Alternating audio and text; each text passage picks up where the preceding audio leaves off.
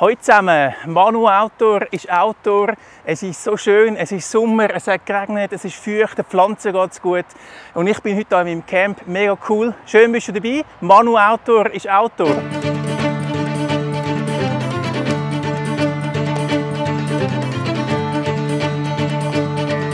Einer meiner Lieblings-Bushcrafting-Gegenstände ist der Rucksack Savotta Grenzjäger L. Mehr cooler 60 Liter Rucksack und der ist heute so ziemlich voll.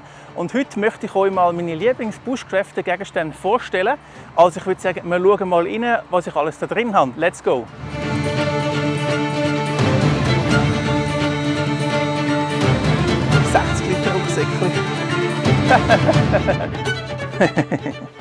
Hey Leute, ich habe mega Bock wieder auf ein Video. Jetzt ist es wieder mal Zeit geworden, wieder mal etwas Cooles zu machen hier im Wald. Aber jetzt schauen wir mal rein, was ich da alles dabei habe mit meinem Rucksäckchen. Ist eigentlich auch gerade der erste Gegenstand, den ich jetzt schon seit über 2 Jahren brauche und sehr kann empfehlen, sind Savotta-Rucksäcke aus Finnland. Ich finde, sie sind mega cool. Kann ich sehr empfehlen. Das Video ist übrigens von niemandem gesponsert. Ich habe keine Kooperation oder irgendetwas. Ich komme keinen einzigen Franken über für das Video. Ich finde, dass Bushcraft mit dem Messer anfängt und darum habe ich natürlich auch ein Messer dabei.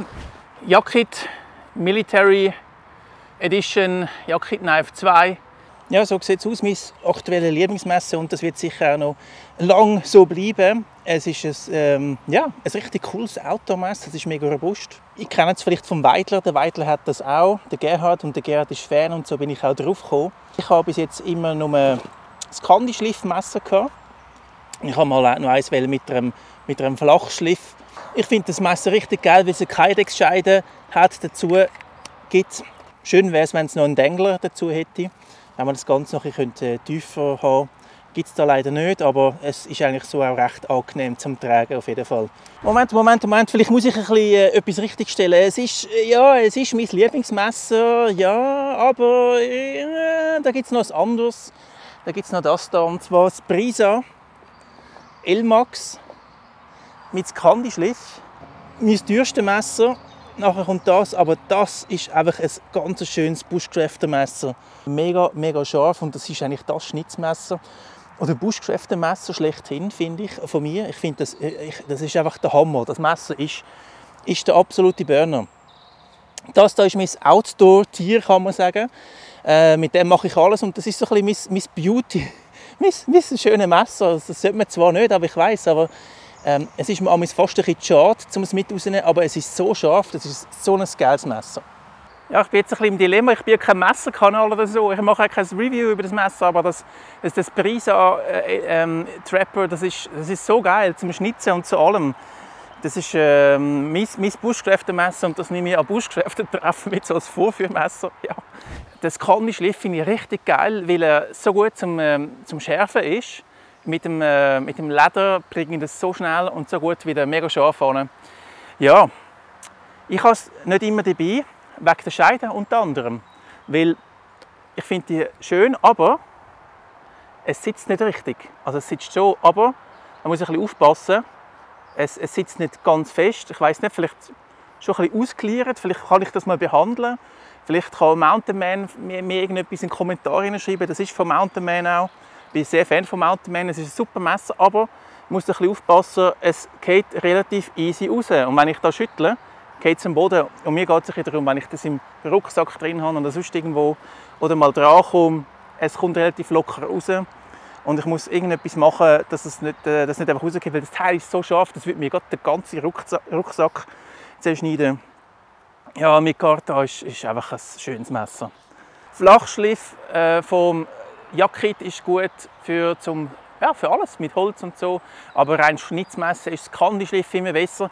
Und ich habe da eins von Brisa mit Kydex, mein Neckknife, das ist auch so ein bisschen mein Allrounder-Messer und mein Kochmesser. Ja, es ist ein Candy-Schliff und das Teil ist natürlich, mach mich mal scharf. Komm, das Teil ist auch sehr, sehr scharf. Führstahl bedienen und alles. Ja. Mit dem kann man Pakete öffnen, sage ich mal. Pakete öffnen kann man wirklich um den Hals tragen. Für das ist das Neckknife da um den Hals. Kydex hebt gut, das muss sie auch. Sie hebt richtig gut. und es macht Spass mit dem Messer. Jetzt aber weiter will ich sagen, schau mal, was ich sonst noch alles mit meinem Rucksäckchen dabei habe. So, Messerli sind schön da. Übrigens, heute ist mein 100. Video. 100 Videos und hoffentlich auch bald 1000 Abonnenten. Drück bitte das Knöpfchen zum Abonnieren und Liken und die Glocke auch drücken. Weil ihr wisst jetzt, der Algorithmus blendet halt nicht immer alles ein von YouTube und so ist es halt. Und dann wäre es schade, wenn ihr ein cooles Video von mir wieder verpassen. Ja, ich sehe, es gibt heute ein langes Video. Ich muss jetzt ein bisschen flotter vorwärts machen. Die Bundeswehr Elefantenhaut, die habe ich einmal dabei. Und die hat schon ein bisschen Elefantenhaar bekommen. Die ist super gut als Ground Sheet, nehme ich die damals, oder als Sitzunterlage. Ist halt nicht atmungsaktiv, das heisst, es gibt dann gleich Nässe. Aber als Ground Sheet zum Nässe abhalten, raufzukommen, ist es nicht schlecht. Es ist aber auch nicht perfekt, weil sie halt doch nicht 100%ig wasserdicht ist. Und durch das Knicken gibt es Löcher rein. Und natürlich auch Steine machen Löcher drin. Also als wasserdichte Unterlage ist es nicht geeignet, aber die Bundeswehr Elefantenhaut, die habe ich wirklich immer dabei. Im Rucksack drin ist super. Abfallsäckchen habe ich einmal dabei. Tun wir das mal so ein bisschen auf die Seite. Ja, irgendeine Sitzunterlage habe ich meistens auch dabei oder ein Mikrofasertuch. Das ist jetzt so eine Kunststoff-Sitzunterlage. Ich sehe, ich gehe jetzt ein bisschen flotter vorwärts, damit dass wir jetzt Zeit haben für die coolen Sachen. Die kennen den Tagawa Boreal 21 Sagi. Meine absolute Lieblingssagi, die habe ich auch schon mal vorgestellt. Eine Klappspann-Sagi. So. Das ist immer noch das Original-Sageblatt. Seit über einem Jahr. Das sind normale 53 cm Sageblätter, die eingespannt werden. Man kann da irgendwo im Land sich einfach selber eins kaufen, von Bosch oder whatever. Meine absolute Lieblingssage. Und ich glaube, da oben müsste sie auch verlinkt sein. Oder da oben. Da oben müsste sie verlinkt sein. Silky Big Boy habe ich so gut wie gar nicht mehr dabei. Eigentlich gar nicht mehr. Ausser wenn ich Kienspann sage, wo ich einfach nicht mit so einem Teil irgendwie reinkomme oder so, wo es wirklich nur mit dem Sageblatt reinlangt. Aber so eine Klappspannsage ist einfach etwas Geiles. Sie ist relativ günstig. Ist toll gemacht. Sageblätter sind günstig. Kostet 5 Stutz, fast nichts. Kann ich euch empfehlen. So, ich habe da noch ein paar Notizen gemacht, weil ich euch möglichst alles möchte vorstellen, aber ob ich das schaffe, das sei mal dahingestellt. Aber ja, mir macht es richtig Spaß jetzt, das Video zu machen und ich hoffe, ihr merkt das auch und das ist richtig lässig. Das Video habe ich übrigens schon seit Monaten geplant und ja, und jetzt ist halt Zeit dafür, um euch mal meine aktuellen Sachen vorzeigen. Und es ist absolut authentisch, das sind alles Sachen, die ich zum Teil seit über 2 oder 3 Jahren schon brauche. Also, ja, eine coole Sache.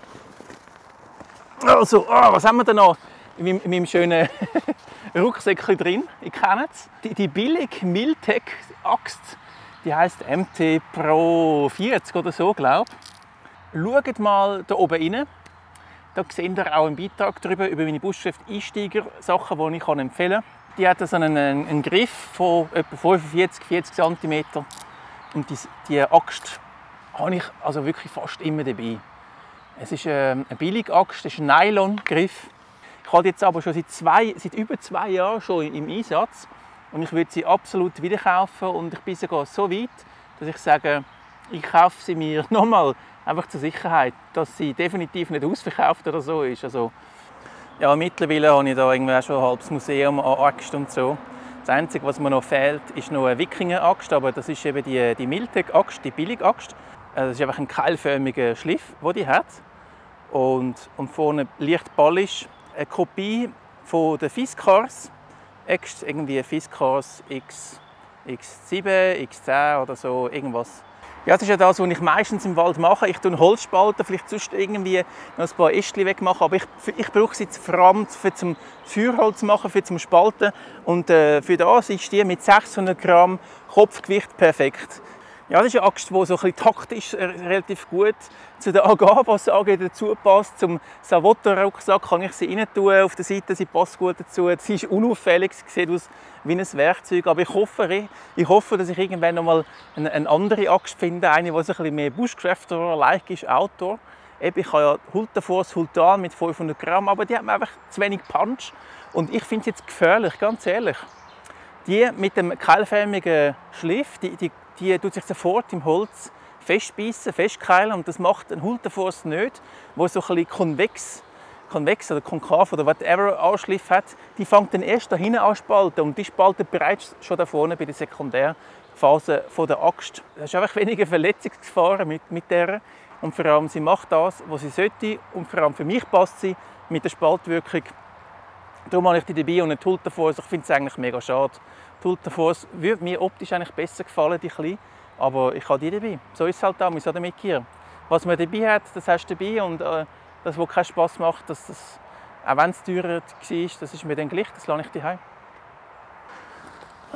Ich merke schon, ich habe schon ein fusseligen Maul, oder wie sagt man dem? Fusseliges Maul, oder? Ich muss mal einen Schluck Wasser trinken. Prost miteinander. Eine Nalgene-Flasche habe ich auch immer dabei. Ich habe es sogar vergessen zum Aufschreiben in meinen Supernotizen. Nalgene Nalgene-Flasche in Nierenform passt perfekt für in US-Feldbecherflaschen, die ich auch immer dabei habe. Nalgene-Flasche gehört absolut dazu, habe ich immer dabei. Aber ich habe da auch noch ein Fläschchen dabei. Auch ein Nalgene-Fläschchen. Und zwar das. Ja, das Nalgene-Fläschchen habe ich auch noch dabei.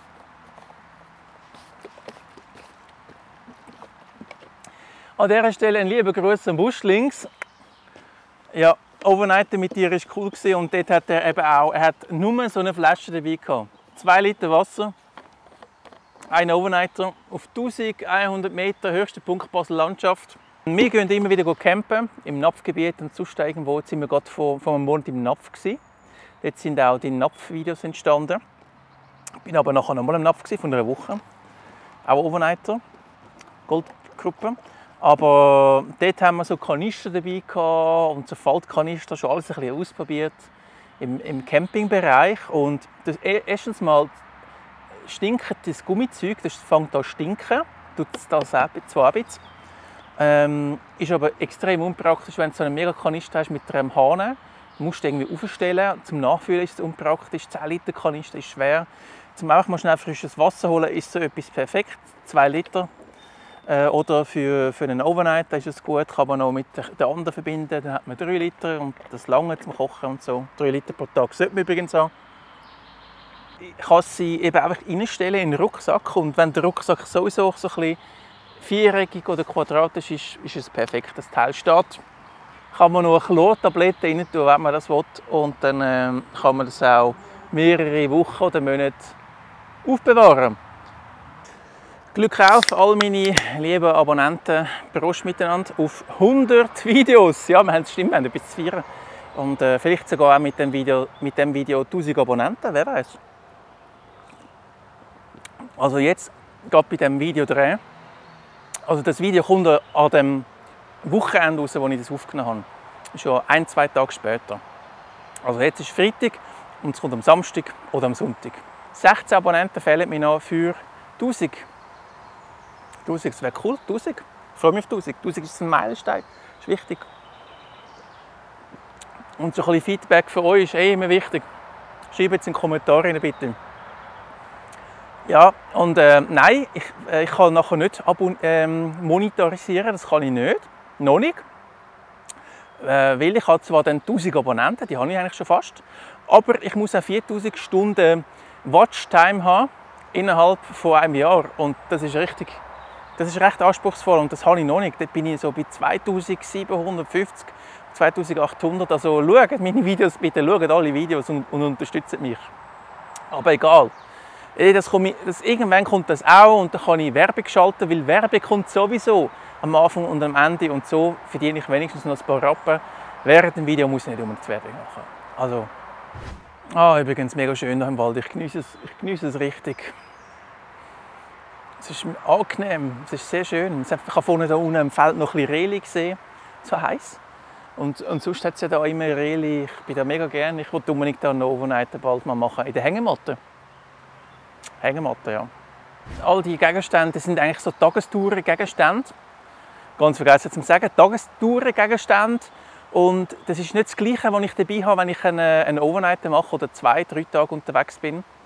Den grossen Rucksack, den 60 Liter Rucksack, den habe ich vor allem für 2-3 Tagestouren dabei oder auch sicher einen Overnighter, wenn ich ein bisschen mehr Platz brauche. Und sonst habe ich 35 oder 30 Liter dabei. Ich finde es aber richtig schön, mal so ein bisschen frei raus mit euch zu reden und auch mal ein bisschen abzuschweifen und so. Ja, mein Herz ist voll und ganz bei der Natur, vor allem auch hier im Wald, in meinem Anführungs-Schlusszeichen Wäldli. Ich verbringe da mega viel Zeit und es macht mir mega Freude. Ja, natürlich hören die Vögel. Habe ich erzählt, Mikrofasertüchli zum draufsitzen, zum baden, habe ich gestern gebraucht. Bin noch in den Fluss hineingesprungen, beim Goldschürfen, reingejumpt, in so eine Lagune, mich können abtrocknen, ist perfekt. Paracord gehe ich nicht drauf ein, habe ich immer dabei, ist so ein Gebrauchsgegenstand bei mir, kann man sagen. Ja, und ganz kurz so ein bisschen das Thema Overnighter oder Lager bauen, gehört halt einfach auch ein Tarp dazu, ein gescheites Tarp. Ihr seht es, ist ein Helicontex, ein super Tarp, 3 auf 3 Meter, wie fast alle Tarps, in der lässigen Verpackung drin. Pencode, Pincode, Digicamo, Tarnmuster, das passt richtig gut im Wald rein. Jetzt passt es super gut rein. Zum Herbst passt dann eher so das Multicam Desert Style, aber jetzt, wo alles grün ist, perfekt. Aber ich tue es jetzt nicht extra auspacken oder so. Zusammen mit einem Meshtent passt das super gut. Oder sogar ohne Meshtent. Das habe ich mit dem Buschlings gemacht, vor 2 Monaten. Eben einen Overnighter gemacht auf dem Berg. Und da habe ich nur das Tarp dabei gehabt. Kein Meshtent und nichts, auf einer Seite offen und auf der anderen Seite ein bisschen zugemacht einigermaßen. Aber nur unter dem Tarp geschlafen, eigentlich so ein bisschen bivakiert. Und das ist ja schön, so ein bisschen das Einfache. Wenn es noch keine Viecher draussen hat, kann man das gut machen, einfach mit einem Tarp. Helicontex finde ich richtig, richtig gut. Es neigt sich langsam am Ende zu von dem, was ich dabei habe. Ja, das sind jetzt heute eben so Sachen mehr für Tagestouren. Und wenn es einen Overnighter gibt, dann habe ich das Tarp wahrscheinlich auch dabei und das Meshtent hätte ich jetzt im Sommer 100% auch dabei. Aber es kann auch sein, dass ich eine Hängematte dabei habe. Ich habe 2 Hängematten, eine ist von Overmont und eine ist von Amazonas. Ich habe aber ehrlich gesagt noch nie in der Hängematte draussen eine Nacht verbracht. Darum kann ich auch noch nicht sagen, ob mir das überhaupt liegt. Hängematte-Erfahrung habe ich, aber ich habe noch nie einen Overnighter drin gemacht und darum kann ich auch nicht genau sagen, welche das am bequemsten ist. Ja, so ist es halt. Ich möchte auch ehrlich zu euch sein. Es gibt bei allen Varianten, ob es ein Tarp ist, ob es ein Zelt ist, gibt es immer günstige und gute Möglichkeiten. Ich finde grundsätzlich günstig gut. Ich möchte nicht etwas kaufen, das nur günstig ist. Macht das bitte nicht, das kann ich einfach empfehlen. Du kaufst die einfach zweimal. Ja. Der Dumme kauft zweimal, kennt vielleicht den Spruch, oder? Also Hängematte bin ich am Testen. Overmont gibt es qualitativ, ich glaube, nicht einmal so schlecht. Mit Moskitonetz und allem. Amazonas kann sich da einen Riegel davon abschneiden. Jetzt kommen die Mucke. Also es gibt noch viele andere Möglichkeiten als nur Amazonas. Overmont, schauen mal, googeln. Ich mache keine Links, keine Affiliate-Links, das ist mir egal. Das könnt ihr selber googeln. Aber es hat ein paar YouTuber, die schon Videos darüber gemacht haben. Ja, und immer dabei ist bei mir die Bushbox, die habe ich wirklich immer dabei in meinem Rucksack. Und zwar nicht in dem, sondern in meinem 35 oder 30 Liter Rucksack. Und ich glaube, ich habe die jetzt voll vergessen daheim. Ich habe meine Bushbox nicht dabei und ja, keine Bushbox heute, aber Bushbox ist auch so ein bisschen mein Lieblingsfeuergegenstand, Gear. Ja, ich habe die Bushbox immer dabei, aber genau ausgerechnet heute nicht. Gehört zu meinem Lieblingsgear, aber ausgerechnet heute habe ich sie vergessen. Ja, no. In der Hitze des Gefechts, ich hätte meine Notizen besser anschauen müssen. Habe ich sie wirklich nicht da? Nein, ich habe keine Buschbox da, aber es macht nichts. Ein guter Buschkräfter kann sich natürlich immer aushelfen. Und genau das macht es eben aus. Survival ist, sich können anpassen auf das, was man hat. Ob man ein Messer hat, kein Messer, man muss sich anpassen. Um das geht es. Ob es eine Kokosnuss ist, bei Seven vs. Wild oder irgendwo da im Stadtwald, wenn man den Feuerstahl vergisst, man muss sich ein bisschen anpassen und improvisieren können. Also Buschbox brauche ich gar nicht. Aber ich will einen Kaffee machen und für zum Kaffee machen habe ich natürlich meine Manu Outdoor super gute Kaffee mache und wie sagt man dem? Ich sage mal auf Englisch US American Canteen Bag dabei. In dieser Tasche habe ich da meine Kochutensilien drin. Ja, ich bin heute ein bisschen lustig drauf, ich weiss. Weil ich so Freude habe, wieder mal ein Video zu machen. Und da gehört einfach meine US-Feldflaschenbecher.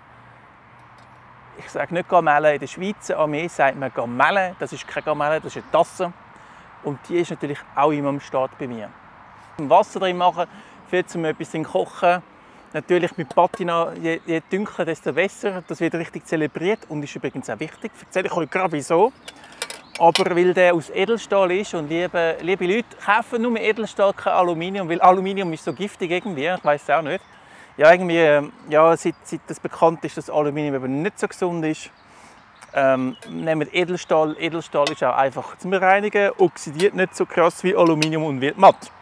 Der schmeckt nach Feuer, nach Abenteuer, nach Ruß und genau so muss es sein. Das Geile ist, eben, wenn es mal eine Patina gibt, das ist so Ruß, der sich eingebrannt hat, dann ist es so wie eine, ja, wie die Schwedepfanne, die eingebrannt ist, oder wie so eine Teflonschicht. Es ist ja schlussendlich ist es ein Kohlenstoff, es ist Öl, ja, das ist etwas sehr Ähnliches, aber auf natürlicher Basis ist es ein Korrosionsschutz mit Nierenform. Man kann, wenn man Lust hat, kann man Platz sparen und kann das dann irgendwie mit dem Rucksack auf der Seite rein machen.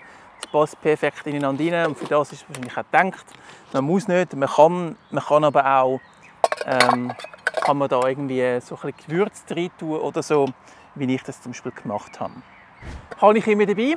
Ein grosser Vor- und Nachteil an diesem Teil ist, der Vorteil ist relativ günstig, wenn man es mal in der Schweiz überkommt. Das ist nicht ganz so einfach. Bestellt es bei ASMC und dann haben das weiss. Und bestellt den passenden Deckel dazu. Ich habe nämlich keinen passenden Deckel. Jeder Deckel passt bei mir nicht, aber mit der Zange dann wieder so ein bisschen gerade bogen. Der grosse Vorteil von dem Teil ist unzerstörbar, robust, Edelstahl und vor allem die langen Griffe sind super gut. Es ist sehr stabil. Wenn man Buschbox hat, kann man es drauf tun oder irgendwo ins Feuer rein tun, ist perfekt. Nachteil ist, dass man es halt wirklich nur an diesen Griff kann irgendwo hin tun. Es hat keine Topfflasche oder so, das braucht es aber auch nicht. Wenn man es irgendwo ins Feuer rein tun oder über einem Topf möchte hängen, geht das nicht. Das ist eine Tasse zum Trinken, zum ins Feuer rein tun, kochen. Ja, jetzt so ein bisschen die Extended-Version oder vielleicht auch eine Ultralight-Version, die habe ich gerade da nebendran. Da ist sie, nämlich da drin. Das ist Titanium, Titan, was auch immer der Unterschied ist, wahrscheinlich gar nicht. Ein Töpfchen, kostet fast gar nichts, kann man bei Amazon kaufen. Hat so Laschen, Titan, das Ganze ist irgendwie 60 Gramm schwer. Also gesehen, es gibt noch eine andere Möglichkeit da. Das ist das Töpfchen da. Ah, komm, ich zeige euch das mal schnell. Ja, so ein Ultralight-Töpfchen wie da, das ist so leicht, ich musste lachen im Fall. Ja. Amazon kann man sich das bestellen, Titan. Seht ihr auch die Verfärbung, die finde ich übrigens sehr, sehr geil. Das gefällt mir richtig, so eine Verfärbung. Das habe ich auch bei meinem Zeltofen. Titan, das gefällt mir sehr gut. Das ist einfach zum Putzen, korrodiert fast nicht, ist extrem leicht. Das Teil kostet fast nichts, ist aber super gut für zum Kaffee machen und so. Der Henkel hier oben ist natürlich perfekt, wenn man es über das Feuer möchte hängen oder am Stecken irgendwie so, oder einfach möchte aus dem Feuer rausholen, ohne sich die Finger zu verbrennen. Weil man kann mit dem Stecken, das kann man bei den anderen nicht, oder? Und ich sage es euch, Titan leitet extrem gut und ich verbrenne uns sofort die Finger, weil das Teil das leitet so gut. Es kühlt aber auch wieder so schnell ab, wenn der Pegel wieder sinkt vom heißen Getränk oder was auch immer drin ist. Also Titan hat schon Vor- und Nachteile. Es ist ein French Press. Wer das gerne Kaffee hat, und nachher gibt es hoffentlich bei mir noch ein feines Kaffee. Wenn wir das ausprobieren, ins Feuer hineinheben, mit dem Steckchen rausholen, perfekt, was will man mehr? Ja, irgendwie, ich weiß nicht, was gerade los ist, aber es schmeckt extrem nach Gas und das ist jetzt wirklich keine gespielte Szene oder so. Ich habe wirklich das Gefühl, es schmeckt extrem nach Gas und weiß aber nicht, ob das Gülle ist oder was auch immer oder ja. Es ist wirklich keine gestellte Szene, also bitte. Aber oder ob es mit, ich habe eben auch noch Gas dabei. Aber es ist nicht mein kleiner Gasofen, den ich dabei habe. Ja, es schmeckt, aber irgendetwas schmeckt nach Gas da, definitiv. Irgendwo gaselt es. Ja. Ich habe dann noch so einen Ultralight MSR Rocket Stove dabei, Ofen, Kocher, Brenner, ein Brenner, genau. Da vom Busch links noch das bekommen, das ist auch ganz geil, danke vielmals. Mit den kleinen 100 Gramm Kartuschen perfekt. Für zum Goldschürfen, schnell etwas warm machen oder so, ist das perfekt. Oder irgendwo im Camping. Ja, so ein Teil ist cool, einfach dabei zu haben, schnell etwas kochen. Gerade beim Goldschürfen, wenn es schnell gehen muss, schnell etwas aufwärmen. Aber im Wald, ja, in der Regel eher ein bisschen Zeit lang mit ein bisschen Holz und Feuer. Weil ja, das Feuer und der Rauch tut dann auch wieder die Mucke vertreiben. Mucke. Geht jetzt zum Glück gar noch bei mir. Ja, ich hoffe, Sie sind noch dran. Sorry für den Monolog, der lange. Ja, aber es sind alles Sachen, die ich cool finde. Und schreibt doch mal rein, wenn ihr wollt, unten in die Kommentare, was ihr so braucht. Das sind so ein bisschen meine Bushcrafter Outdoor-Gegenstände und die brauche ich wirklich sehr, sehr viel und sehr oft. Also das kann gut sein, dass wenn ich Zeit habe, dass es jeden Tag ist, dass ich jeden Tag hier im Wald bin. Das gibt es, das habe ich auch schon gehabt. Jeden Tag Hängematte spannen, mit dem Sohn dabei, jeden Tag. Jetzt muss ich mal etwas gegen die Mucke machen. Die Buschbox kann ich leider nicht anzünden, aber ich denke, ich mache mal ein Feuerchen, mache ich hier einen Stecker und den hier einspannen und mache mir da mal einen Kaffee. Ich glaube, ein Kaffee wäre nicht schlecht, so ein bisschen als Power. Das ist eine volle Oase für mich, voll. Und ich kann jetzt auch quasi Teil davon sein, das ist auch schön. Und dann bedanke ich mich gerade mal bei dieser Esche da vorne.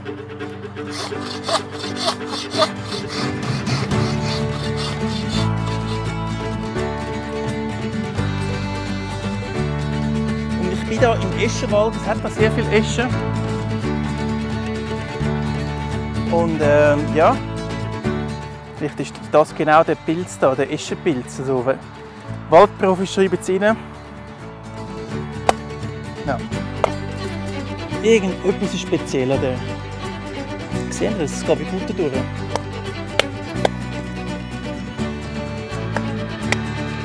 Ich habe nie so eine Butteresche gesehen.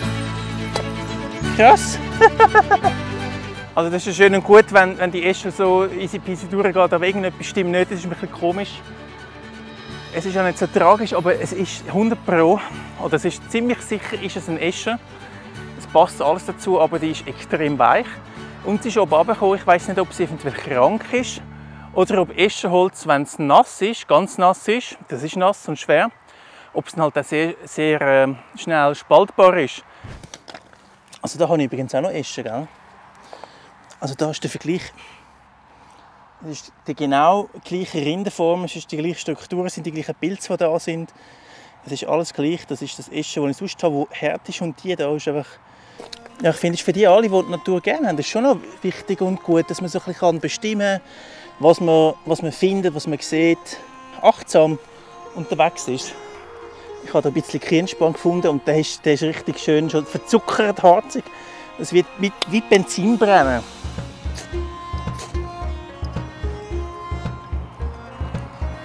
Wenn das brennt, das sehe ich jetzt gerade, das brennt wie Benzin. Seht ihr das? Yes. Das ist Carbon, das ist Kohlenstoff, 100 Pro. Das ist 100% Kohlenstoff, das ist wie Benzin. Stöckchen drauf, ist alles nass, wohl bemerkt. Aber es wird wahrscheinlich gut brennen. Weil die Kienspan halt schon, das ist super Zunder. Ja, von der Maserung, das sieht so ein bisschen buchenmässig aus. Die Blätter sind aber sind definitiv Eschen. Ah ja, schön wie das brennt. Der Kienspan.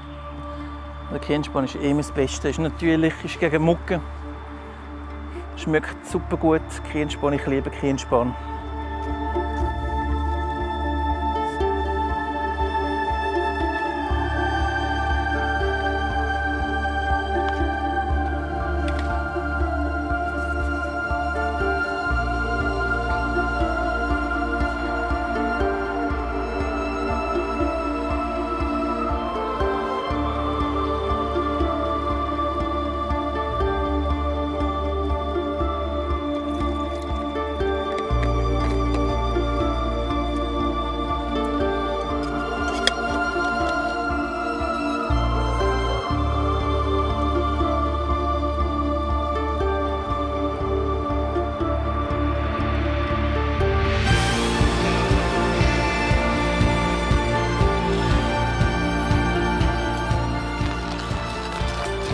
Die Buschkräfte Kaffeemilch, das ist perfekt.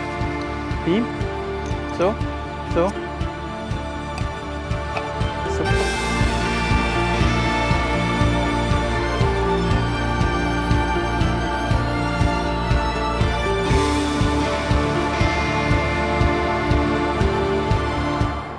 Autofreunde, macht's gut. Bis zum nächsten Mal mit Manu Auto. Ich genieße da mein Käferchen an. Heiß, aber sehr gut. Herrlich.